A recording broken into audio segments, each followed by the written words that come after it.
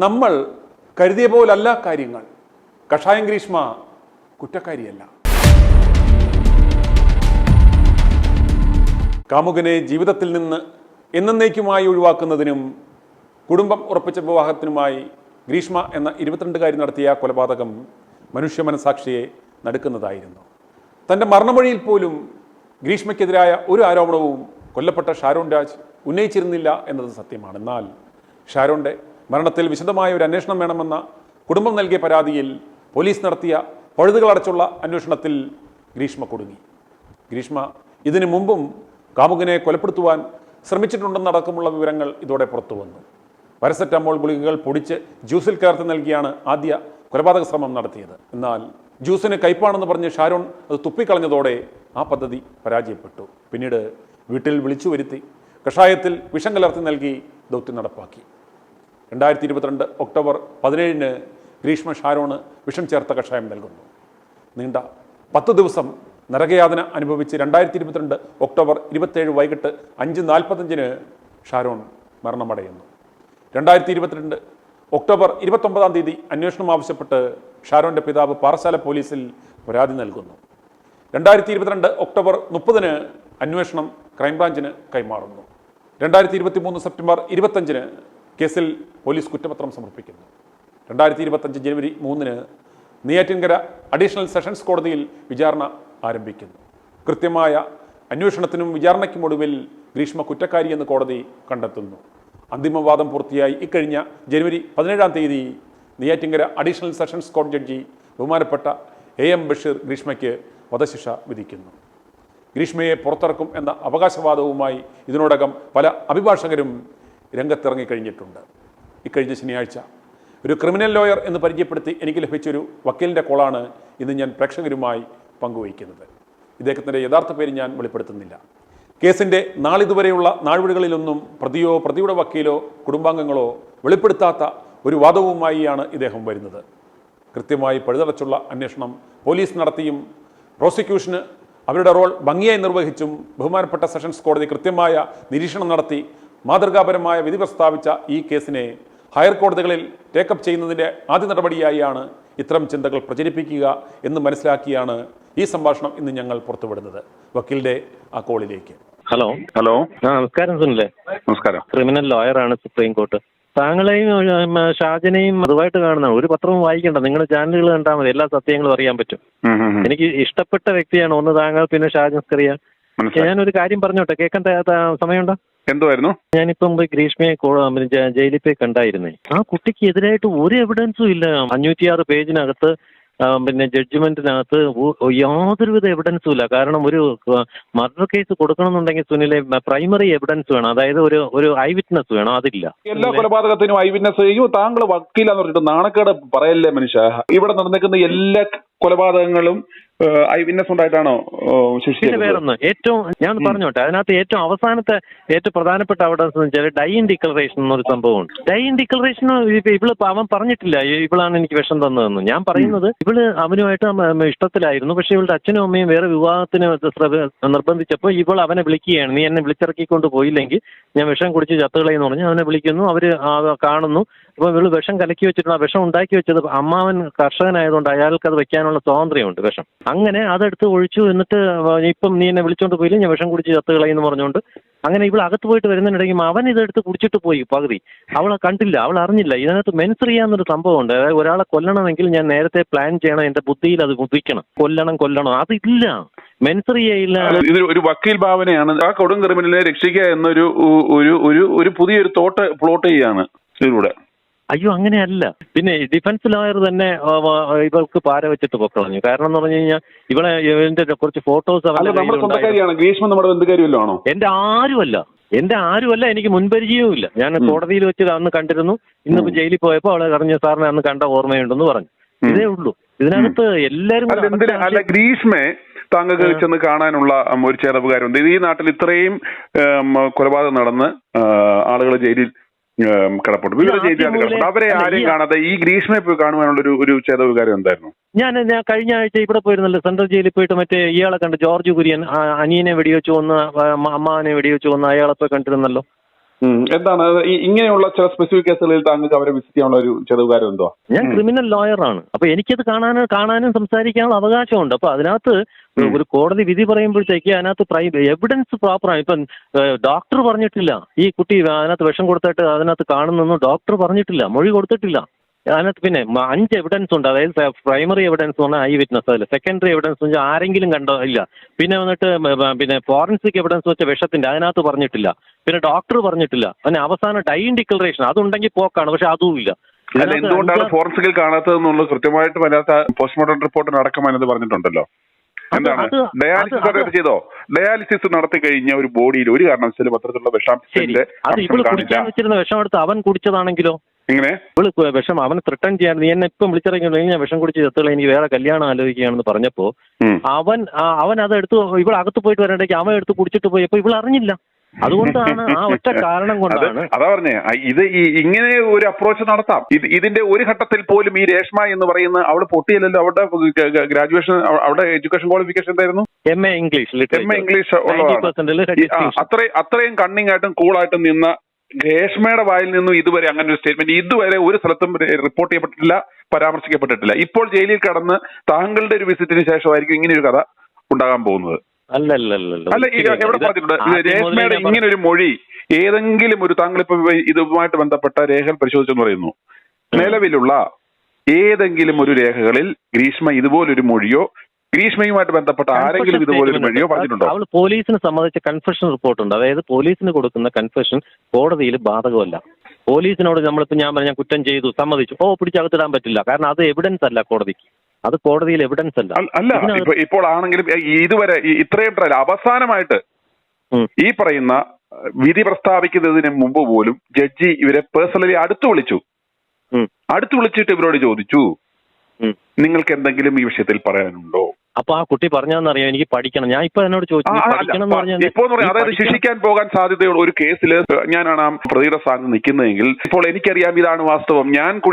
ഞാൻ കലക്കി വെച്ച വിഷം എടുത്ത് ഓപ്പോസിറ്റ് സൈഡിലുണ്ട്, അല്ലെങ്കിൽ ഇപ്പോൾ മരിച്ചുപോയ എന്റെ കാമുകൻ എന്റെ കാമുക എടുത്ത് കുടിച്ചിട്ട് നിൽക്കുന്ന ഒരു അവസരമാണെന്നുണ്ടെങ്കിൽ ഇത്രയും വർഷത്തെ ട്രയലിലൂടെയും ഇത്രയും നാളത്തെ ഇതിലൂടെയും കടന്നുപോയ എനിക്ക് എന്റെ ഈ യഥാർത്ഥ വസ്തുത പറയാൻ അവസരം കിട്ടുമെങ്കിൽ അവസാനമായിട്ടെങ്കിലും ഇനി ഒരു മരണം, അതായത് ഒരു വധശിക്ഷ വരെ കിട്ടാൻ സാധ്യതയുള്ള ഒരു സ്ഥിതിക്ക് ഞാൻ ഉറപ്പായിട്ടും പറയും, സാർ ഇതിനകത്ത് ഇതുവരെ പറയപ്പെടാത്ത ഒരു കാര്യമുണ്ട്, യഥാർത്ഥത്തിൽ സംഭവിച്ചത് ഇതായിരുന്നു എന്ന് ചോദിച്ചില്ലെങ്കിൽ പോലും പുറത്തുനിന്ന് ഉറക്കെയാണെങ്കിലും വിളിച്ചു പറയും.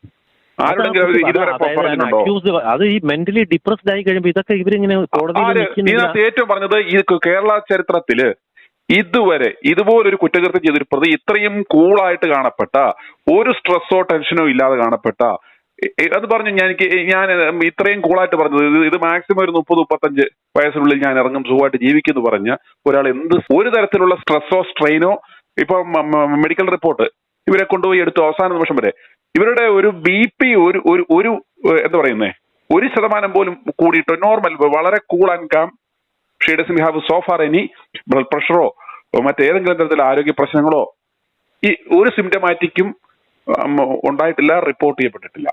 എന്തോ താങ്കളും ഞാൻ പറയുന്നതിനെതിരായിട്ടാണ് പറയുന്നത്. 100% നമ്മൾ ഇത് അത്രയും സത്യസന്ധമായിട്ട് ഞാൻ പറഞ്ഞു. നമ്മൾ പല കാര്യങ്ങളെയും കുറ്റം പറയാറുണ്ട്, നമ്മൾ വളരെ ശക്തമായിട്ട് വിമർശിക്കാറുണ്ട്.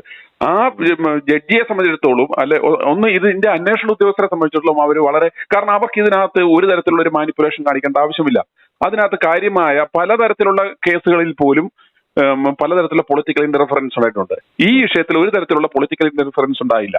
അന്വേഷണ ഉദ്യോഗസ്ഥർക്ക് സത്യസന്ധമായിട്ട് അവർക്ക് അന്വേഷിക്കാനുള്ള ഒരു അവസരം ലഭിച്ചു. അതുപോലെ തന്നെ ബഹുമാനപ്പെട്ട കോടതിയുടെ ഭാഗത്തു നിന്നാണെന്നുണ്ടെങ്കിലും അത് വളരെ പർട്ടിക്കുലർ ആയിട്ടുള്ള രീതിയിൽ അത് കേൾക്കുകയും മാതൃകാപരമായ ശിക്ഷ അവർക്ക് കൊടുക്കുകയും ചെയ്തു. വധശിക്ഷയ്ക്ക് അപ്പുറത്തേക്ക് ഒരു ശിക്ഷ അവർ ആഗ്രഹിക്കുന്നില്ല. It should be a deterrent for all. എന്തിനു വേണ്ടി ആ ശിക്ഷ കൊടുക്കുന്നത്? ഞാൻ വേറൊരു ചോദ്യം ചോട്ടെ, ഇത് ജൂറിസ്ഡിക്ഷനെ ഈ കോടതിക്കില്ല, അറിയാമോ?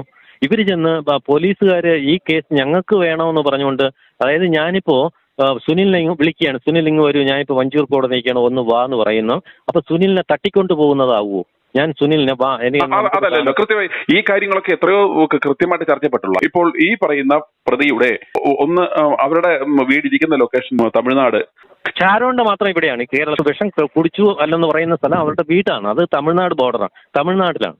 തമിഴ്നാട് നാഗർകോവിൽ സെഷൻസ് കോർട്ടിൽ പോകേണ്ട കേസ് നമ്മളുടെ ഇപ്പൊ നമ്മളുമായിട്ട് ബന്ധപ്പെട്ട ഒരു നമുക്കൊരു ഇവിടെ ഒരു ഇൻസിഡന്റ് ഉണ്ടായാലും ഇവിടെ നമ്മുടെ കേസ് എടുക്കുന്നത് നമ്മുടെ ജുറിസ്ഡിക്ഷനിലല്ലേ? ജില്ലാ കോടതിയാണ്. അതിനകത്തും ഉണ്ട് ഒരു വളരെയേറെ ഒരു ശ്രമം അവർ നടത്തി നോക്കി. ഏതാ ഈ കേസ് തമിഴ്നാട്ടിലേക്ക് ആക്കാൻ, അന്വേഷണം അങ്ങോട്ട് ആക്കി കഴിഞ്ഞാൽ അവർക്ക് ഏതെങ്കിലും തരത്തിൽ ഇൻഫ്ലുവൻസ് ചെയ്യാൻ സാധിക്കും എന്നതുകൊണ്ട് അവർ, അല്ലെങ്കിൽ അവർക്ക് ഇത് കേരളത്തിൽ വേണ്ട തമിഴ്നാട്ടിൽ മതി എന്ന് പറയുന്ന ഒരു കാരണം എന്താ? അക്യൂസ്ഡ് അല്ല തീരുമാനിക്കണം എവിടെയെന്നുള്ളത്. അപ്പൊ കോസ് ഓഫ് ആക്ഷൻ എവിടെയാണ് ഈ സംഭവം നടന്നത്? തമിഴ്നാട്ടിലാണ്. ഇവരെല്ലാരും കൂടെ പോലീസുകാർ ഈ കേസ് ഞങ്ങൾക്ക് വേണമെന്ന് പറഞ്ഞുകൊണ്ട് ഈ വിളിച്ചു. അതായത് ഇപ്പൊ പോലീസുകാർക്ക് ഇതിനകത്ത് അങ്ങനെ ഈ ഒരു കേസിനകത്ത് ഒരു അമിത ഉത്സാഹം വരാൻ കാരണം എന്താണെന്ന് താങ്കൾ കരുതുന്നത്? അത് ഞാൻ താങ്കളെ കാണുമ്പോൾ നേരിട്ടേ പറയാൻ പറ്റുള്ളൂ. അതിനകത്തില്ല. ഇപ്പൊ ഞാൻ പറഞ്ഞ ഏതെങ്കിലും തരത്തിലുള്ള ഒരു ഇവിടുത്തെ പ്രധാനപ്പെട്ട ഒരു പൊളിറ്റീഷ്യന്റെയോ ഏതെങ്കിലും ഒരു കോടീശ്വരന്റെയോ അല്ലെങ്കിൽ ഇവർക്ക് 10 തൊട്ട് തടയുന്ന കേസാണെന്നുണ്ടെങ്കിലും ഒക്കെ നമുക്ക് പറയാം ഇതിനെ ഗ്രാബ് ചെയ്ത് പിടിച്ചുകൊണ്ട് പോകാനുള്ള സാധ്യത ഉണ്ടെന്ന് പറയാം. ഇതിനകത്ത് അങ്ങനെയുള്ള ഒരു സാധ്യതയും ഇല്ലാതിരിക്കെ ഇത് കറക്റ്റ് മറുപടി എനിക്കുണ്ട്, പക്ഷെ എനിക്കിപ്പോ പറയാൻ പറ്റില്ല. ഞാനൊരു മാധ്യമപ്രവർത്തകനാണെന്നും ഇത്രയും കാര്യങ്ങളെല്ലാം താങ്കൾ എന്നോട് കൃത്യമായിട്ട് എന്നോട് പറഞ്ഞു. അത് മാത്രം എന്തുകൊണ്ട് പറയാൻ സാധിക്കുന്നില്ല?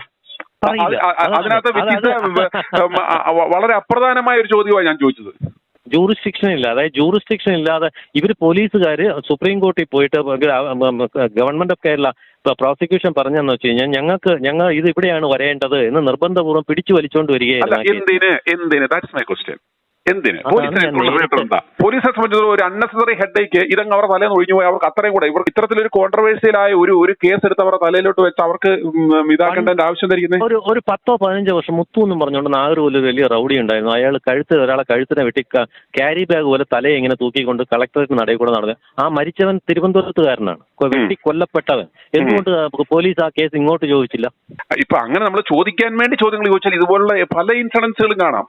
ഈ പറഞ്ഞ ഇതിനകത്ത് ഈ പറഞ്ഞ ജൂറിസ്ഡിക്ഷൻ എന്ന് പറയുന്നത് ഇന്ത്യ എന്ന് പറയുന്ന മഹാരാജ്യത്തിന്റെ ഇന്ത്യൻ ജുഡീഷ്യറിയുടെ ഭാഗമായിട്ടുള്ള അല്ലെങ്കിൽ സംസ്ഥാന അല്ലെങ്കിൽ പോലീസ് സംവിധാനങ്ങളുടെ എല്ലാം ഭാഗമായിരിക്കുന്ന ഒരേ ഭരണഘടനയ്ക്ക് കീഴിൽ വരുന്ന BNS-ഉം അതുപോലെ തന്നെ മറ്റുള്ള CRPC-യും എല്ലാം ഒന്ന് തന്നെയല്ലേ?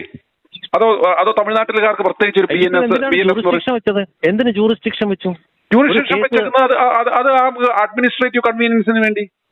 അതെ, പക്ഷേ എനിക്ക് തോന്നുകയാണ് ഇതിനകത്ത് കൃത്യമായിട്ട് ഞാൻ പറഞ്ഞില്ല. ഇപ്പൊ ആ വിഷയത്തെ സംബന്ധിച്ചുള്ള നമ്മൾ ആധികാരികമായിട്ട് പറയാൻ ഞാനല്ല. കാരണം പ്രത്യേകിച്ച് ഇതുപോലുള്ള ഒരു വലിയൊരു ഒരു കോളിളക്കം സൃഷ്ടിച്ച ഒരു കേസിൽ അങ്ങനെയുള്ള എന്തെങ്കിലും ഒരു വയലേഷൻ സംഭവം ശ്രദ്ധയിൽപ്പെടുകയാണെങ്കിൽ ബഹുമാനപ്പെട്ട കോടതി തന്നെ കൃത്യമായിട്ടും അത് ഇന്റർഫിയർ ചെയ്യുമായിരുന്നു, പരാമർശിക്കപ്പെടുമായിരുന്നു. അവരുടെ വക്കീൽ താങ്കൾ ഈ പറഞ്ഞ സാധനം ഇത് ഉന്നയിച്ചിട്ടുണ്ട്. ഇതുപോലെ ഒരുപാട് കേസ് ഇതിനു മുമ്പ് അവിടെ ഉണ്ടായിട്ട് എന്തുകൊണ്ട് വലിച്ച് ഇവിടെ കൊണ്ടുവന്നില്ല? ഇതിനു മുമ്പ് ഉണ്ടായിട്ടുള്ള ഇതുപോലെ മറ്റൊരു കേസുകൾ നാഗർകോവിൽ നടന്നിട്ട് തിരുവനന്തപുരവുമായി ബന്ധമുള്ള ആളാണ് കൊല്ലപ്പെട്ടത്. എന്തുകൊണ്ട് ഇങ്ങോട്ട് കൊണ്ടുവന്നില്ല? അതാ പറഞ്ഞ അങ്ങനെ ചോദിക്കാൻ തിരിച്ചും അതുപോലെ കാണുമെന്ന്. അല്ല, ഇതിനകത്ത് താങ്കൾ ഒറ്റ ഇത് പറ, എന്തായിരിക്കാം അതിന് കാരണം? അങ്ങനെ ഒരു കാരണം ഉണ്ടെന്നുണ്ടെങ്കിൽ തീർച്ചയായിട്ടും നമുക്ക് അത് ലോകം അറിയുകയും പ്രത്യേകിച്ച് ജുഡീഷ്യറി അറിയുകയും ഈ പറഞ്ഞ പോലെ നമ്മളുടെ നീതി ന്യായ വ്യവസ്ഥ പറയുന്ന പോലെ ഒരു നിരപരാധി പോലും അനാവശ്യമായി ശിക്ഷിക്കപ്പെടരുത് എന്ന് ആഗ്രഹിക്കുന്നുണ്ടെങ്കിൽ അതിന് കൃത്യമായ ഒരു നീതി ന്യായമാണെന്ന് സുനിൽ തോന്നുന്നുണ്ടോ? ഞാൻ വിശ്വസിക്കുന്നില്ല. ഞാൻ ചോദിക്കട്ടെ ഇപ്പം ഷെറിനെ പിടിച്ചകത്താക്കി ഷെറിന് 6 വർഷത്തിൽ 460 ദിവസം പരോളിലായിരുന്നു. ഇതിനകത്ത് വേറെ ആരുടെയും ഔട്ട്സൈഡ് സ്വാധീനം ഇല്ലെന്ന് പിന്നെ സുനിൽ വിശ്വസിക്കുന്നു. അത് കൃത്യമായിട്ട് ഉണ്ടെന്ന് പറഞ്ഞ വാർത്ത ചെയ്താണല്ലോ ഞങ്ങള് തന്നല്ലോ. എന്തിനാണ് അവർ പരോൾ കൊടുത്ത് ഇറക്കിക്കൊണ്ട് പോകുന്നത്? അത് താങ്കൾ പറഞ്ഞത് പല ഇൻട്രസ്റ്റും കാണും ആണല്ലോ. അതിന് ഇൻട്രസ്റ്റ് ഉള്ള ആളുകളെ കുറിച്ചും വ്യക്തമായിട്ടും സ്പെസിഫിക് ആയിട്ട് പറഞ്ഞിരുന്നല്ലോ. ഇപ്പൊ ഇവിടെ നടക്കുന്ന ഇതുപോലത്തെ എത്രയോ കേസുകളിൽ 100 കണക്കിന് കേസുകളിൽ ശിക്ഷിക്കപ്പെട്ടിട്ട് നമ്മളെ സംബന്ധിച്ചിടത്തോളം നമ്മുടെ താല്പര്യവും ഇൻട്രസ്റ്റും വധശിക്ഷ എന്ന് കേൾക്കുമ്പോഴോ ജീവപര്യന്തയോ ഇരട്ട ജീവപര്യന്തയോ അല്ലെങ്കിൽ 3 ജീവപര്യന്തോ കേൾക്കുമ്പോൾ നമ്മൾ ഹാപ്പി ആ ചാപ്റ്റർ അവിടെ കൊണ്ട് നമ്മൾ അവസാനിപ്പിക്കും. അതിന്റെ പുറകെ ആരും പോകാറില്ല. പിന്നീട് ജയിലുകളിൽ എന്ത് സംഭവിക്കുന്നു, ഇവരുടെ ഒരു കണ്ടീഷൻ എന്താണെന്നോ ഒന്നിനെ കുറിച്ചും നമ്മൾ പിന്നീട് ഫോളോ അപ്പ് ചെയ്യാറില്ല. അത്തരത്തിലുള്ള മാധ്യമ ശ്രദ്ധകളോ ആളുകളുടെ ശ്രദ്ധകളോ വരാത്തത് കൊണ്ടാണ് ഇത്തരത്തിലുള്ള 100 കണക്കിന് കേസുകളിൽ ഇതെല്ലാം സംഭവിച്ചിട്ടുണ്ട്.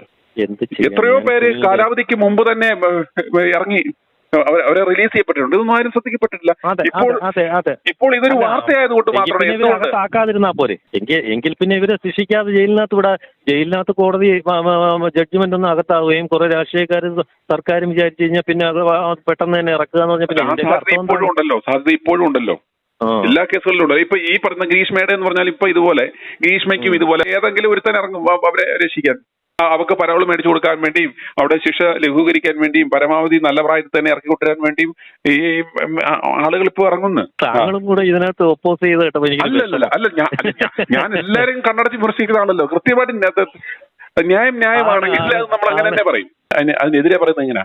അതിനകത്ത് കൃത്യമായ വയലേഷൻസ് സംഭവിച്ചു, കൃത്യമായ മാൽപ്രാക്ടീസസോ അല്ലെങ്കിൽ മാനിപ്പുലേഷനോ നടന്നു എന്ന് നമുക്ക് ബോധ്യമാകുമ്പോൾ നമ്മൾ അത് കൃത്യമായിട്ട് അങ്ങനെ പറയും. പക്ഷെ ഈ കേസിൽ വധശിക്ഷ കംപ്ലീറ്റ് 100% ക്ലിയർ എവിഡൻസും എല്ലാ എവിഡൻസ് വരുമ്പോൾ മെരിറ്റ് വരും. ഓരോന്നും ഓരോ മെരിറ്റ് കൊടുക്കും. 10% 10% അങ്ങനെ 100 ആക്കണം. അപ്പോഴാണ് ഈ വധശിക്ഷ വരുന്നത്. ഞാൻ ചോദിക്കട്ടെ, ഇവള് കൊന്നതാണെന്നുള്ളതും 100% ആരും ഉറപ്പിച്ച് പറയാറായിട്ടില്ല. ഇങ്ങനെ ഇവക്ക് കൊടുക്കണം. ഇവളെ താങ്കൾ മാത്രമാണ് ഇതുവരെ, താങ്കൾ മാത്രം പിന്നെ ഇവരുടെ ലോയർ മാത്രമാവാം. അവസാനം ആ ലോയറോടെ പറഞ്ഞു. അതെ അതെ അതെ അതായത് അതിൽ പരം ഒരു സത്യം എന്താ ഉള്ളത്? കൺഫെഷൻ സ്റ്റേറ്റ്മെന്റ് പോലെ ആയിപ്പോ. അങ്ങനെയാണ് അത് ബ്ലോക്കായി. പിന്നെ വേറൊന്നെങ്കിൽ പിന്നെ ഇതിനേക്കാളും ക്രൂരമായ രീതിയിൽ ഡോക്ടർ വന്ദനയെ കൊന്നല്ലോ കൽക്കട്ടയിൽ. അയാൾക്ക് ജീവപര്യന്തമല്ലേ കൊടുത്തുള്ളൂ, വധശിക്ഷ അവിടെ വിധിച്ചില്ല. ഞാൻ ചോദിക്കുന്നുണ്ട്, ഒന്ന് കൽക്കട്ടയിൽ എന്ത് സംഭവിച്ചു, ഡൽഹിയിൽ എന്ത് സംഭവിച്ചു എന്നുള്ളതിലുപരി ഈ കേസിലെ ഈ ജഡ്ജ്മെന്റ് എന്ന് പറയുന്നത് ഈ കേസിന്റെ മെറിറ്റ് പരിശോധിച്ചും പരിഗണിച്ചും ആ കൊലപാതകത്തിന്റെ, പ്രത്യേകിച്ച് ഇത്രയും വിദ്യാഭ്യാസമുള്ള അല്ലെങ്കിൽ ഇത്രയും വിദ്യാഭ്യാസമുള്ള ഒരു പെണ്ണ് ഇത്രയും മെറ്റിക്കുലസ്ലി ആസൂത്രിതമായി അവളുടെ ആ ക്രിമിനൽ മൈൻഡ് നോക്കി. ഒരു സാധാരണഗതിയിൽ ഏതെങ്കിലും കാരണവശാൽ അല്ലെങ്കിൽ ഇവൻ സെക്ഷുവൽ ഒരു സ്റ്റിമുലേഷന്റെ ഭാഗമായി ഒരു വ്യക്തിയെ റേപ്പ് ചെയ്ത് കൊല്ലപ്പെട്ടു. അതിൽ പോലും എത്രയോ ഭയാനകമായ ഒരു കൊലപാതകൾ നടത്തിയേക്കുന്നത്. കൃത്യമായിട്ടും കൊല്ലണമെന്ന്, അതായത് സ്നേഹിക്കുന്ന ഒരുത്തനെ അവനെ ഒരു തവണയല്ല, അവര് ആകസ്മികമായി ഇവര് പോകുമ്പോൾ അല്ലെങ്കിൽ ഇവര് ടൂറ് പോകുന്നു, ഇവര് എവിടെങ്കിലും ഒരു പാർക്കെട്ടിന്റെ സൈഡിൽ നിൽക്കുന്നു, അബദ്ധത്തിൽ കൈകൊണ്ടോ അല്ലെങ്കിൽ താഴെ പോയി മരിച്ചു. അങ്ങനെ ഒരു യാദൃശിക മരണമോ അതല്ലെങ്കിൽ പെട്ടെന്നുള്ള ഏതെങ്കിലും ഒരു ഇമ്പൾസിനെ അല്ലെങ്കിൽ ആവശ്യമില്ലാതെ ശരീരത്തിൽ സ്പർശിക്കാൻ ശ്രമിച്ചു, തള്ളുന്നതിന്റെ വഴിക്ക് പുള്ളി താഴെ പോയി. അല്ല, ഇങ്ങനെയൊക്കെയുള്ള ഒരു പ്രത്യേക ഒരു ഇമ്പൾസ് കൊണ്ടോ കൊല്ലണമെന്നുള്ള ഉദ്ദേശത്തോടുകൂടി അല്ലാതെയോ ഒരു മരണം, ഒരു കൊലപാതകമാണ് സംഭവിക്കുന്നതെങ്കിൽ 1% സംശയത്തിന്റെ ആനുകൂല്യം ഇത് കൃത്യമായിട്ട് അതിന് എവിഡൻസ് ഉണ്ടല്ലോ. ഇതാ പോലീസ് ഇത് വളരെ എന്ത് കൃത്യമായിട്ട് ഈ കോടതിയിൽ ഇത്തരത്തിലുള്ള ചോദ്യങ്ങൾ വരുമെന്നും ഇതിൽ നിന്ന് രക്ഷപ്പെടാൻ സാധ്യതയുള്ള ഫോൾസ് ഇൻസിഡൻസ് ക്രിയേറ്റ് ചെയ്യുന്നുള്ളതുകൊണ്ട് കൃത്യമായിട്ടും ഇവരുടെ ആ ക്രിമിനൽ മെന്റാലിറ്റി എക്സ്പോസ് ചെയ്യാൻ പറ്റാവുന്ന തരത്തിൽ തന്നെ പ്രോസിക്യൂഷൻ എന്റെ തെളിവുകൾ ഹാജരാക്കി. എങ്ങനെ പറഞ്ഞു, ഇവര് വർഷങ്ങൾക്ക് മുമ്പേ ഇത് എങ്ങനെ ഈ മെഡിസിൻ എങ്ങനെ ആക്ട് ചെയ്യും, അതെങ്ങനെ അതിന്റെ സിംറ്റംസ് എങ്ങനെ ആയിരിക്കും. അവള് ചാവാൻ വേണ്ടി, സൂയിസൈഡ് ചെയ്യാൻ വേണ്ടി കമ്പ്യൂട്ടറിനകത്ത് സെർച്ച് ചെയ്യുന്നത് IPC ഏത് സെക്ഷനാ പറഞ്ഞിരിക്കുന്നത്? പറയും ഇങ്ങനെ ഒരാൾ അതാ പറഞ്ഞ ഈ പറയുന്ന 2-2.5 വർഷത്തിനിടയിലുള്ള ട്രയലിനിടയിൽ പോലും ഇതുവരെ എന്തുകൊണ്ട് ആ കൃത്യം നിർവഹിച്ച ആള് പോലും ഇങ്ങനെ ഒരു കഥ പറഞ്ഞിട്ടില്ലാത്ത സ്ഥിതിക്ക് ഇതൊരു വക്കീലിന്റെ ഉപദേശമാണ് എന്ന് നീതിപീഠത്തിൽ ഇപ്പം ഈ ഇരിക്കുന്ന അവർക്ക് മനസ്സിലാകൂലേ? ഇപ്പോൾ ഇങ്ങനെ ഒരു സാധനം പ്ലോട്ട് ചെയ്യാൻ എങ്ങനെയായിരുന്നു അതിന്റെ കാരണം? എങ്ങനെ? ഞാൻ ഇത് കേസ് നടന്നപ്പോ അടുത്ത ദിവസം അവളുടെ അച്ഛനെ വിളിച്ച് പറഞ്ഞതാണ്. എന്നിട്ട് അങ്ങേര് കേസ് എനിക്കിത്. അപ്പൊ ഞാൻ പറഞ്ഞു എന്റെ മക്കള്, ഞാൻ ഫോണിൽ സംസാരിക്കട്ടെ, മക്കള് അച്ഛൻ പറഞ്ഞു ഈ കേസ് എടുക്കരുതെന്ന് പറഞ്ഞു. മോള് പറഞ്ഞുകൊണ്ട് മാത്രം അവസാനം അത് അജിത് കുമാറിന് പോയതാണ്. പിന്നെ വേറൊരു കാര്യം, ഈ ട്രയൽ നടക്കുന്ന സമയത്ത് ഡിഫൻസ് ലോയറിന് 3 സർജറി ഉണ്ടായിരുന്നു. ഇത് ആൻജിയോപ്ലാസ്റ്റി ഉണ്ടായിരുന്നു. പിന്നെ അദ്ദേഹത്തിന്റെ 1,24,00,000 രൂപ അയാൾ സൈബർ ലോയറാണ്. അദ്ദേഹത്തിന് സ്റ്റോക്ക് ഷെയർ എന്നൊക്കെ പറഞ്ഞ മറ്റേ ബിസിനസ്സിൽ നഷ്ടം വന്നു. അയാൾ മെന്റലി ഡിപ്രസ്ഡ് ആയിരുന്ന സമയത്ത് അസിസ്റ്റന്റ് കയറിയാണ് വാദിച്ച് ചളവാക്കിയത്. ഈ കേസ് എനിക്ക് വന്നതാണ്. അദ്ദേഹത്തിന്റെ ഇവളുടെ അച്ഛൻ ശ്രീകുമാർ എന്നെയാണ് നമ്മൾ പാറശാല പോലീസ് സ്റ്റേഷനിൽ വെച്ച് എനിക്ക് ഇത് നമ്പർ കിട്ടി. അങ്ങനെ വിളിച്ചപ്പോൾ എടുത്തില്ല. പിന്നെ താങ്കളായിരുന്നു ഈ കേസ് വാദിക്കുന്നതെങ്കിൽ ഇവർക്ക് കിട്ടത്തില്ലായിരുന്നു കരുതുന്നുണ്ടോ?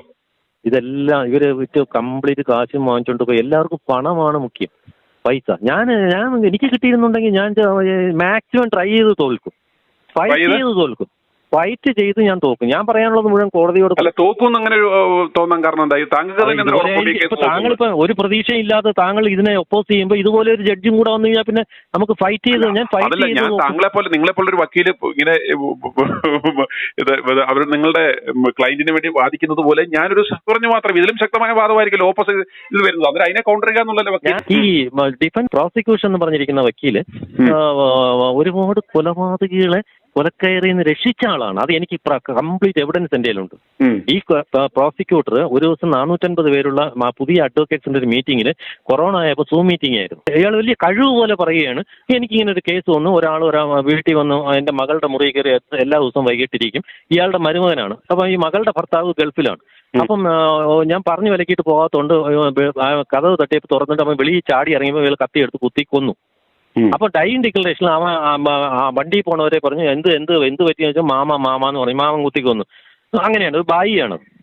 അപ്പൊ അയാളെ ഞാൻ എങ്ങനെ രക്ഷപ്പെടുത്തി എന്ന് പറഞ്ഞു. അപ്പോൾ അവസാനം മീറ്റിംഗ് കഴിഞ്ഞു ഞാൻ പറഞ്ഞു, സാർ ഞാൻ മാതൃഭൂമി പത്രത്തിൽ അന്ന് ലേഖനം എഴുതുന്ന ഞാൻ ലേഖനാണ്. അപ്പം സാർ ഇത്രയും ഒരു കൊലപാതകയെ എനിക്കൊരു ആക്സിഡന്റ് പറ്റി സെൽഫ് ഡിഫൻസ് എന്ന് പറഞ്ഞു വന്നത് അതല്ല ഇത്. കത്തി കയ്യിൽ വെച്ചിട്ട് വന്ന് കയറണമെന്ന് കുത്തി കൊന്നാണ്. അപ്പം സാറിന് അയാളോട് ചോദിച്ചു, സാർ ഇങ്ങനെ ഒരു കൊലപാതകയെ സാർ എങ്ങനെ രക്ഷപ്പെടുത്തി എന്നാണ് സാർ ഇത്രയും. അപ്പൊ പുതിയ വക്കീലന്മാരെ വിഷം ചേർത്ത് വിടുകയല്ലേ സാർ, ഇതുപോലെ കൊലപാതകളെ രക്ഷപ്പെടുത്തുന്നതല്ല അവരെ പഠിപ്പിച്ചെടുക്കുകയല്ലേ ചെയ്തത്. അത് വലിയ ഇഷ്യൂ ആയി. മീറ്റിംഗ് എല്ലാം കട്ടായി. എന്നെ ലോ അക്കാഡമിയിൽ നിന്ന് വിളിച്ച് എന്നെ ചോദിച്ചു. ഞാൻ പറഞ്ഞു, എന്നെ നിങ്ങൾ ഇതുപോലെ വിളിച്ചാൽ ഞാൻ ഉള്ള സത്യം പറയും, മേലെ എന്നെ വിളിച്ചു പോരെന്ന് പറഞ്ഞു. അവർ പറഞ്ഞു, സാറ് പറഞ്ഞ സത്യമാണ് ഞങ്ങൾക്കറിയാം, പക്ഷെ എന്തുകൊണ്ട് അപ്പോൾ ആ മീറ്റിംഗിൽ പിന്നെ ആ മീറ്റിംഗിലല്ലേ അയാൾ പറഞ്ഞത്. അപ്പോഴും തന്നെ മറുപടി പോലീസ് യൂണിഫോം ഇട്ടുകൊണ്ട് ആൾക്കാർ ഇരിക്കുകയാണ് അതിനകത്ത് ഇത് കേട്ടോണ്ട്. LLBക്ക് ഈവനിങ് ബാച്ച് പഠിക്കുന്നവർ. അപ്പം ഞാൻ പറയട്ടെ, ഇയാള് കൊലപാതകളെ രക്ഷപ്പെടുത്തി നല്ല കാശുണ്ടാക്കി. അപ്പൊ ഇതുപോലെയൊക്കെ അതിക്രമങ്ങൾ അങ്ങനെയാണെന്നുണ്ടെങ്കിൽ ഇപ്പൊ ഇദ്ദേഹം ഈ കേസിൽ വളരെ സത്യസന്ധമായി അദ്ദേഹത്തിന്റെ പണിയല്ലേ ചെയ്തത്. പ്രോസിക്യൂഷനല്ലേ, അങ്ങനെയല്ലേ പറയാവൂ. എത്രയോ പ്രോസിക്യൂഷൻ തിരിച്ച് പൈസ മേടിച്ചുകൊണ്ട് ഇപ്പം ഓപ്പോസിറ്റ് പാർട്ടികളിൽ പണം ഉണ്ടെന്നുണ്ടെങ്കിൽ എത്രയോ പണം മേടിച്ചുകൊണ്ട് തന്നെ കേസുകൾ അട്ടിമറിക്കപ്പെട്ടിരിക്കുന്നത്. അന്നേരം അദ്ദേഹത്തെ സംബന്ധിച്ചുള്ള അദ്ദേഹത്തെ വളരെ അപ്രീഷിയേറ്റ് ചെയ്യേണ്ടത് ആസ് എ പ്രോസിക്യൂട്ടർ. മറ്റൊരു തരത്തിലുള്ള ഒരു അദ്ദേഹം വളരെ ഒബ്ജക്റ്റീവായിട്ട് നിന്ന് കേസ് വാദിച്ച് ജയിച്ചില്ലേ. ഇപ്പോൾ അദ്ദേഹം ഏതെങ്കിലും പ്രോസിക്യൂഷൻ ഇപ്പം ഈ കേസ് ഈസി ആയിട്ട് ഇപ്പൊ താങ്കൾ പറഞ്ഞ പോലെ പൊളിക്കാവുന്ന ഒരു കേസായിരുന്നു. കൃത്യമായിട്ട് അതായത് മജിസ്ട്രേറ്റ് പോലും നേരിട്ട് എന്ന് മൊഴിയെടുത്തപ്പോൾ പോലും മജിസ്ട്രേറ്റിന് പോലും രേഷ്മ എന്ന പേര് അയാൾ പറഞ്ഞില്ല. എന്തുകൊണ്ടാ? അവൻ അത്രത്തോളം അവളെ സ്നേഹിച്ചു. അവിടെ പേര് ചെയ്തില്ല. അവള് മനഃപൂർവ്വം കൊടുത്തിരുന്നുണ്ടെങ്കിൽ അവൻ പറഞ്ഞേനെ. എങ്ങനെ അവള് വിഷം കൊടുത്തിരുന്നെങ്കിൽ അവൻ അന്ന് പറയുമായിരുന്നല്ലോ. അവള് വിഷം കൊടുത്തില്ലേ? അത് കൃത്യമായിട്ട് അതിനകത്ത് ഇതെല്ലാം ഈ കേസിന്റെ ട്രയലിൽ ചർച്ച ചെയ്യപ്പെട്ട പോയ കാര്യങ്ങളാണല്ലോ. എന്തുകൊണ്ട് പറഞ്ഞില്ല എന്നുള്ള കാര്യത്തിൽ പറഞ്ഞല്ലോ. അവൻ അത്രത്തോളം അവളെ മരിക്കുന്ന പോലും അവൾ ആ പണി ചെയ്യണമെന്ന് കരുതിയില്ല. പറയേണ്ട കാര്യം ഡിഫൻസ് ലോയറല്ലേ. അപ്പൊ അത് ഞാൻ പറഞ്ഞില്ല, അതേ ഒരു ഓപ്പറേഷനും കഴിഞ്ഞ് 1.25 കോടിയും പോയി അയാൾ മെന്റലി ആൻഡ് ഫിസിക്കലി രണ്ടും കൂടെ ചേർന്ന് ഡെസ്പറേറ്റ് ആവുന്ന സ്റ്റേജിൽ ട്രയൽ നടക്കുകയാണ്. അപ്പൊ പല പ്രാവശ്യം അയാൾ പോയി കാണില്ല. ഞാൻ പോകുന്ന ദിവസമൊന്നും അയാൾ അവിടെ കണ്ടില്ല. പ്രത്യേകിച്ച് ഇവരെ സംബന്ധിച്ചുള്ള ഇപ്പൊ എന്താ പറയുന്നത്, നമുക്കിപ്പോ ഇതിനകത്തൊരു വേറെ ഏതെങ്കിലും തരത്തിലൊരു കാൽക്കുലേഷൻ നടത്താനാണെങ്കിൽ പോലും അങ്ങനെയാണെങ്കിൽ അദ്ദേഹം ഗ്രീഷ്മയായിരുന്നു രക്ഷിക്കേണ്ടിയിരിക്കുന്നത്, ഡിഫൻസ് പൊളിക്കേണ്ടിരുന്നത്. അതുണ്ടായിട്ടില്ല. അതുണ്ടായിട്ടില്ല എന്ന് മാത്രമല്ല വളരെ മെറ്റിക്കുലസ്ലി കറക്റ്റ് ആ കേസിന്റെ ആ വിചാരണയുടെ നാളുവഴികൾ എടുത്തു നോക്കി ഇതിനകത്ത് അനലൈസ് ചെയ്യപ്പെട്ട കാര്യങ്ങൾ നോക്കുമ്പോൾ കൃത്യമായിട്ടും ഒരു കാരണവശാലും അവർക്ക് രക്ഷപ്പെടാൻ പറ്റാത്ത പഴുതുകൾ അടച്ചുള്ള പോലീസിന്റെ ഭാഗത്തു നിന്നാണെങ്കിലും അന്വേഷണം വളരെ സത്യസന്ധമായിട്ട് നടന്നു. അതുപോലെ തന്നെ പ്രോസിക്യൂഷന്റെ ഭാഗത്തു നിന്ന് കൃത്യമായിട്ടുള്ള ഒരു കൃത്യമായ തെളിവുകളുടെ അടിസ്ഥാനത്തിൽ ആരെങ്കിലും കൊന്നിട്ട് ചോദിക്കുന്ന പണം തന്നാൽ മതി എന്ന് പറയുന്ന ആൾക്കാരുണ്ട്, വക്കീലന്മാർ. ഞാൻ പറയുന്നത് സുനിൽ ഒരു വയസ്സും കൂടെ നമ്മുടെ കോവളത്ത് ഒരു മദാമയെ കൊന്നു 2 പേരെന്ന് പറഞ്ഞാൽ 10-40 കൊല്ലമാണ് ജയിൽ ശിക്ഷ. ആ ട്രയൽ നടക്കുമ്പോൾ ഞാൻ പറയുന്നത് ഇവര് 2 പേരും കഞ്ചാവ് കച്ചവടക്കാരായിരുന്നു. അവൾക്ക് പൈസ മറ്റേ അയർലൻഡുകാരി ഓർമ്മയുണ്ടോ മദാമയെ കൊന്ന്? ആ മദാമയ്ക്ക് പൈസ ഇല്ലാത്തതുകൊണ്ട് അവൾ ശരീരം കൊടുത്തിട്ടാണ്. അപ്പൊ അത് അവളുടെ അനുവാദമാണ്. അവിടെ ഒരു റേപ്പ് വരുന്നില്ല, കാരണം കൺസെന്റ് ഉള്ളതുകൊണ്ട്. അപ്പൊ ഒരു ദിവസം അവള് രാവിലെ പോത്തങ്കോട് ആശ്രമത്തിൽ നിന്ന് എന്തോ വണ്ടി ഇടിച്ച് നേരെ ഇവിടെ വന്ന് ഇവർ കഞ്ചാവ് കൊടുക്കാനായിട്ട് ഒരു കാട്ടിന്റെ ഉള്ളിൽ വിളിച്ചുകൊണ്ട് 2 പേരും ശാരീരികമായിട്ട് ബന്ധപ്പെടുകയും 2ാം പ്രതി എന്ന് പറയുന്ന പയ്യന് ആഹാരം വാങ്ങിക്കാനായിട്ട് ദൂരെ പോയപ്പോഴത്തേക്ക് മറ്റേ ആളങ്ങനെ വീഡിയോ വിളിച്ച് അവിടെ ഇരുന്നപ്പോഴത്തേക്ക് വേറൊരു സംഭവം ഒരു 3ാമതൊരു ആൾ അവിടെ വരുന്നുണ്ട്. അയാൾ വന്ന് ഇവളോട് പറഞ്ഞു എനിക്കും വേണമെന്ന് പറഞ്ഞപ്പോൾ ഇവള് പറഞ്ഞ് പറ്റൂല. അവൻ ഒരു അടി എന്തോ കൊടുത്തു, അവള് ചരിഞ്ഞ് ചാന്നിരുന്ന് ശ്വാസം പെപ്പ് ചത്തുപോയി എന്ന് പറഞ്ഞ് കെട്ടി തൂക്കിയതാണ്. അപ്പൊ ഈ 2 പേരും കൊന്നിട്ടില്ല. ഈ 2 പേർ കാരണം ഇനി അവർക്ക് അപ്പീലൊന്നുമില്ല, കാരണം അവർക്ക് കഞ്ഞി കുടിക്കാൻ വകയില്ല കാശ് എന്നിട്ട് ഈ ഇതൊക്കെ നടക്കുമ്പോഴത്തേക്ക് അവരുടെ ഡിഫൻസ് ലോയർ നഖം കടിച്ചുകൊണ്ടിരിക്കുകയാണ്.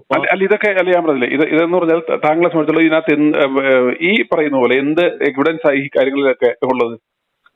അവര് തന്നെ വിളിച്ച് പറയുകയാണ്, നിങ്ങൾക്ക് എന്തെങ്കിലും പറയാൻ സാറേ, ഞങ്ങൾ കൊന്നിട്ടില്ല.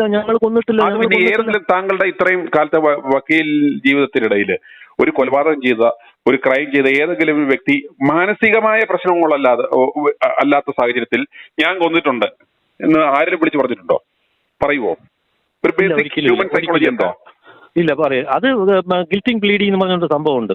അത് അങ്ങനെ അത് പിന്നെ ട്രയലേ വരുന്നില്ലല്ലോ. ഒരാൾ വന്നിട്ട് ഞാൻ കൊന്നിട്ടുണ്ട് എന്ന് പറഞ്ഞാൽ ഗിൽറ്റിംഗ് പ്ലീഡിയാണ്.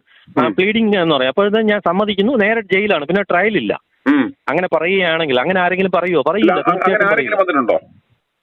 ഉണ്ടാവായിരിക്കാം. നമുക്ക് ഇത്രയും സെൻസേഷൻ ന്യൂസ് ഒന്നും അല്ലാത്തത് കൊണ്ട് നമ്മൾ അറിയില്ല. ഇപ്പൊ അതാ പറഞ്ഞേ, അങ്ങനെ ഉണ്ടെന്നുണ്ടെങ്കിൽ അങ്ങനെ വന്നിട്ടുണ്ടാവാം. പക്ഷെ ഈ കേസുകളിൽ ഏതൊരു ചെറിയ കേസായിക്കോട്ടെ, ചെറിയൊരു പോക്കറ്റടി കേസിലാണെങ്കിൽ പോലും അവനെ കയ്യോടെ റെഡ് ഹാൻഡഡ് പിടിച്ച കേസാണെങ്കിൽ പോലും അവൻ പറയും സാറേ ഞാൻ ചെയ്തിട്ടില്ല എന്ന് പറയും. പിന്നെ അവനെ CCTV തെളിവോ അല്ലെ ദൃക്സാക്ഷിയുടെയോ ഇതോട് പറയുമ്പോഴത്തേക്കും പതുക്കെ പിന്നെ മിണ്ടാതെ നിൽക്കും. ഏതെങ്കിലും ഒരു മെറിറ്റ് കോടതിയിൽ ഉണ്ടാവുമോ? ഒരു കേസ് വാദിക്കുന്നതിനിടയ്ക്ക് ഇപ്പോൾ കുറ്റപത്രം വായിച്ച് കേൾപ്പിച്ചിട്ട് വായിക്കുന്ന ഒരു ചടങ്ങ് തന്നെ അതുകൊണ്ടല്ലേ വെച്ചേക്കുന്നത്. കൃത്യമായിട്ട് ചാർജ് ഷീറ്റ് വായിച്ച് കേൾപ്പിച്ചിട്ട് നിങ്ങൾ ചെയ്തിട്ടുണ്ടോ എന്ന് കൃത്യമായിട്ടും ചോദിക്കാൻ ഒരു ചടങ്ങ് തന്നെ കോടതികളിൽ നടക്കാറുണ്ട്, ഏത് കേസിലാണേലും. ആദ്യം ചോദിക്കുവരും, എന്നിട്ട് ഞാൻ ചെയ്തിട്ടില്ല എന്ന് പറയുമ്പോഴാണ് ട്രയൽ സ്റ്റാർട്ട് ചെയ്യുന്നത്. മനസ്സിലായില്ലേ? ഞാൻ താങ്കളിൽ നിന്നും പ്രതീക്ഷിച്ചു, പോട്ടെ, എന്ത് ചെയ്യാൻ. അല്ല എന്നു പക്ഷേ ഞാൻ ഈ പറഞ്ഞ പോലെ ഏതെങ്കിലും ഒരു ഇതിനു വേണ്ടി നിൽക്കാറില്ല. നമ്മൾ വളരെ ഒബ്ജക്റ്റീവായിട്ടാണ് നമ്മൾ ചർച്ച ചെയ്തത്.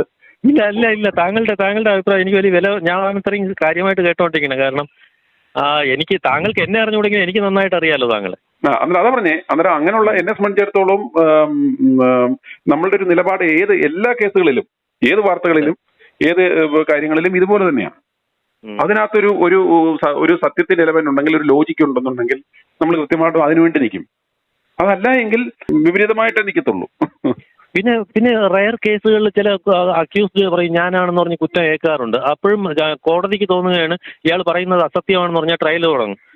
അങ്ങനെയല്ല, അറിയാം, വേറെ ആരെയും ചെയ്ത കുറ്റം ഏറ്റെടുത്തിട്ട് ഞാൻ ഗിൽറ്റിംഗ് പ്ലീഡി എന്ന് പറഞ്ഞു കഴിഞ്ഞാൽ ശരി ഇനി ജയിലിൽ പോയിക്കോ, വേറൊരാൾ കൊന്നിട്ട് ഇവനെ ഏൽപ്പിക്ക് ഇത്ര ലക്ഷം രൂപ തരാം, നീ അകത്ത് കിടന്നോ എന്ന് പറയുന്ന അങ്ങനെ കേസ് വരും. അതുകൊണ്ട് ഈ സമീപ സമയങ്ങളിൽ പോലും കാലങ്ങളിൽ പോലും എത്രയോ കേസുകൾ സംഭവിച്ചിട്ടുണ്ട്.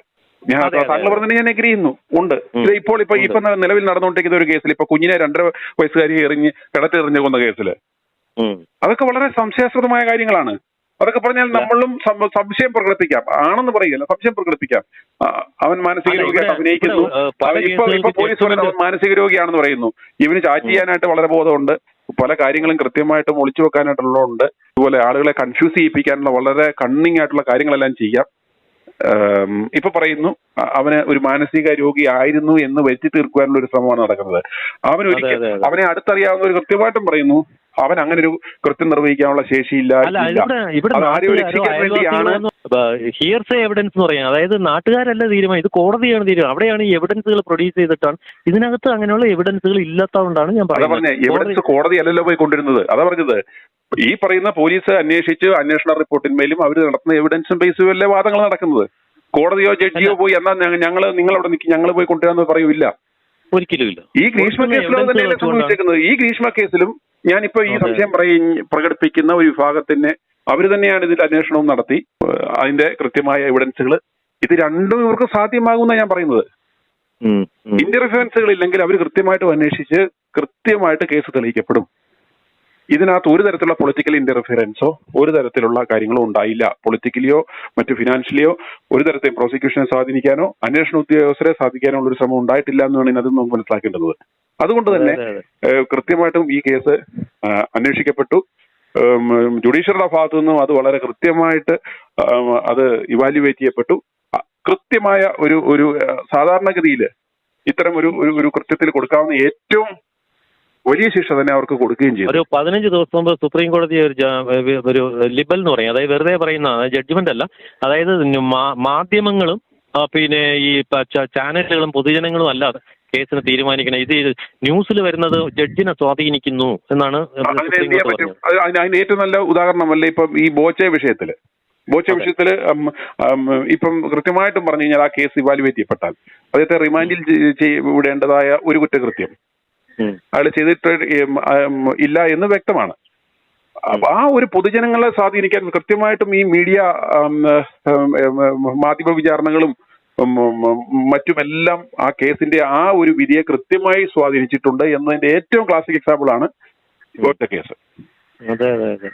അയാള് ചെയ്തത് ശരിയാണെന്നൊന്നും അല്ല നമ്മൾ പറയുന്നത്, പക്ഷേ ഇത്രയും ഓവർ എന്തൂസിയാസം പോലീസിന്റെ ഭാഗത്തുനിന്ന് ഉണ്ടാകുകയും ഇത്രയും ജുഡീഷ്യറുടെ ഭാഗത്തുനിന്ന് പറഞ്ഞാൽ അതിന്റെ കൃത്യമായിട്ടുള്ള സാധനം ആ മാധ്യമ വിചാരണയും അദ്ദേഹം അകത്ത് പോലും ആവൂലായിരുന്നു. അദ്ദേഹം അകത്ത് പോലും ഇപ്പൊ കൊടുത്തത് ഇവളായതുകൊണ്ട്, ഇവളും പോപ്പുലർ ആയതുകൊണ്ടാണ് അതിനെ ഈ ജഡ്ജ്മെന്റിനെ സ്വാധീനിക്കാവുന്ന അല്ലെങ്കിൽ സ്വാധീനിച്ച ഒത്തിരി എലമെന്റ് അതിനകത്തുണ്ട്, അറിഞ്ഞോ അറിയാതെയോ. അന്നേരം അറിഞ്ഞാൽ ഈ ഓവർ മാധ്യമ അല്ലെങ്കിൽ ഇതിന്റെ ഇൻഫ്ലുവൻസ് ജഡ്ജ്മെന്റിനെ ഈ കണ്ണടച്ച് നിൽക്കുന്ന നീതിപീഠം എന്ന് പറഞ്ഞാൽ അവരുടെ ഇന്ദ്രിയങ്ങളെ ഇത് ബാധിക്കുന്നുണ്ട് എന്നതിനുള്ള ഏറ്റവും ക്ലാസിക് എക്സാമ്പിൾ അത്. അന്നേരം ഇത്തരത്തിലുള്ള ഈ കണ്ണു മൂടി നിൽക്കുന്ന നീതിദേവത സംബന്ധിച്ചിടത്തോളം ഇത്തരത്തിലുള്ള കൃത്യമായ അജണ്ട വെച്ചുകൊണ്ടുള്ള ഇത്തരമുള്ള മാധ്യമ വിചാരണകളും ഇത്തരത്തിലുള്ള ക്യാമ്പയിനുകളും ഇന്ന് അറിഞ്ഞോ അറിയാതെയോ കേസുകളുടെ വിധിയെ സ്വാധീനിക്കുന്നുണ്ട്.